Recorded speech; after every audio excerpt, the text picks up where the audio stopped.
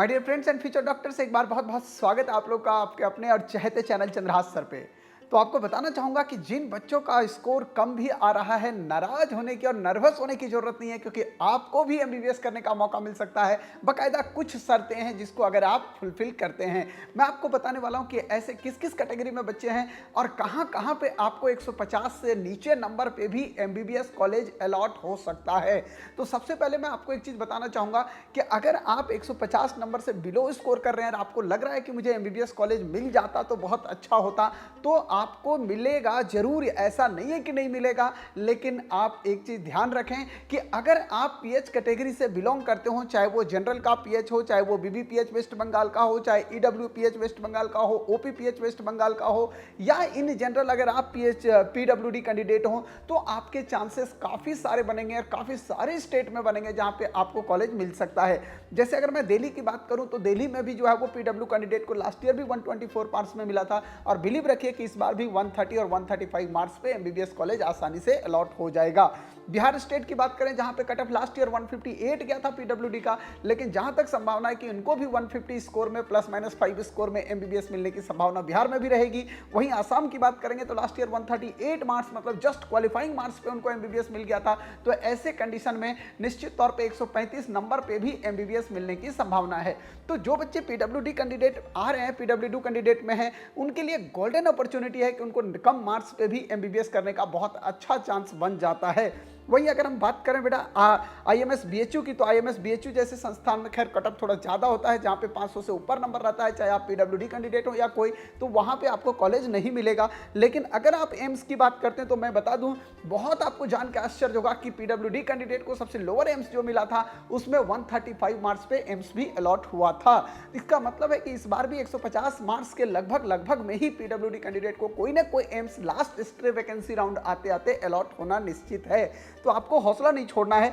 अगर आप बात करेंगे वहीं पे, अगर आप बात करते हो एएमयू के बाद अगर हम बात करें गुजरात की, तो गुजरात में तो खैर पीडब्ल्यूडी कैंडिडेट का भी कटअप थोड़ा ठीक ठाक रहा था, 300 प्लस गया था, वहाँ नहीं मिलेगा। लेकिन महाराष्ट्र जैसे स्टेट हो गया, हिमाचल हो गया, ये सारे स्टेट, उड़ीसा हो गया आपका, मध्य प्रदेश आपका हो गया, इसके अलावा आपके पास जो हरियाणा हो गया, इसके अलावा राजस्थान हो गया, ये वो सारे स्टेट हैं, वेस्ट बंगाल हो गया जहाँ पे, आसाम हो गया आपका, ये वैसे स्टेट हैं जहाँ पे आराम से पीडब्ल्यूडी कैंडिडेट को इतने कम मार्क्स पे एमबीबीएस मिल सकता है। अब ये तो पीडब्ल्यूडी कैंडिडेट की बात हुई, बात है कि सर जनरल कैंडिडेट को कहाँ मिल सकता है। तो जनरल कैंडिडेट को भी आपको जो है वो इतने लो स्कोर पे एमबीबीएस निश्चित तौर पे मिल सकता है। लेकिन मैं आपको बता दूं कि आपको जो एमबीबीएस मिलेगा वो ऐसे कॉलेज में मिलेगा जो आपका गवर्नमेंट कॉलेज नहीं होगा।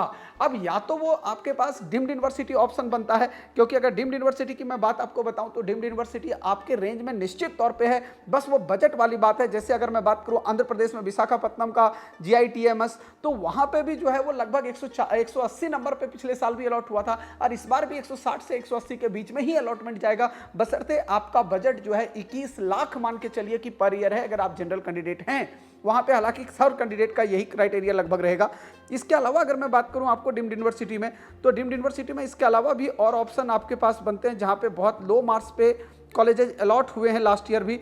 मैं आपको बता देना चाहूँगा कि उन कॉलेजेज में सबसे लो मार्क्स में इसके बाद महाराष्ट्र भी आता है, जिससे दत्ता मेगा मेडिकल कॉलेज आपका नागपुर का आता है। नागपुर में भी लास्ट ईयर 216 पे गया था, तो इस बार भी 200 बिलो पे भी आपको एमबीबीएस मिलने का लास्ट स्टे वैकेंसी राउंड तक चांस रहेगा। लेकिन यहाँ भी आपका बजट 22 लाख लगभग पर ईयर होगा। ये ट्यूशन फी की बात कर रहा हूँ मैं, हॉस्टल फीस में इंक्लूड नहीं होगा। मतलब ये एग्जैक्टली आपके पास एक हैवी बजट कह सकते हो कि एक हैवी बजट आपके पास है, जो कि आप अगर पूरा कर सकते हैं तो निश्चित तौर पर आपको भी एमबीबीएस मिल सकता है। क्योंकि अगर मार्क्स कम होता है तो आप केवल और केवल आपका जो है वो बैग ही बता सकता है, जो थैला आपके पास है जिसके अंदर बहुत सारी चीजें छुपी हुई है, वही डिसाइड कर सकता है कि आपको कौन सा कॉलेज मिल सकता है। इसके अलावा अगर पौंडीचेरी की बात करें हम लोग, तो ये पौंडीचेरी में भी आपके पास डीम्ड यूनिवर्सिटी जो है, यहाँ भी 160 नंबर पे लास्ट ईयर कटअप गया था, इस बार भी यहाँ पे भी कटअप 150-60 के बीच होगा, और निश्चित तौर पे यहाँ पे बता दूं आपको 20 लाख तक बजट यहाँ भी जाएगा। अगर आप लास्ट में पुडुचेरी की बात करेंगे तो यहाँ पे जो श्री लक्ष्मी नारायण इंस्टीट्यूट ऑफ पुडुचेरी है, डीम्ड यूनिवर्सिटी, सिर्फ और सिर्फ 108 नंबर, जस्ट 108 नंबर पे कॉलेज मिला है हर कैटेगरी को, क्योंकि डीम्ड में कोई कैटेगरी डिवाइड नहीं है कि जनरल, ओबीसी, एसटी और एससी, तो यहाँ हर कैटेगरी को यहाँ पे आपके पास इसी 108 नंबर पे कॉलेज मिला है। और लेकिन यहाँ भी आपका बजट 22 लाख पर ईयर जाएगा।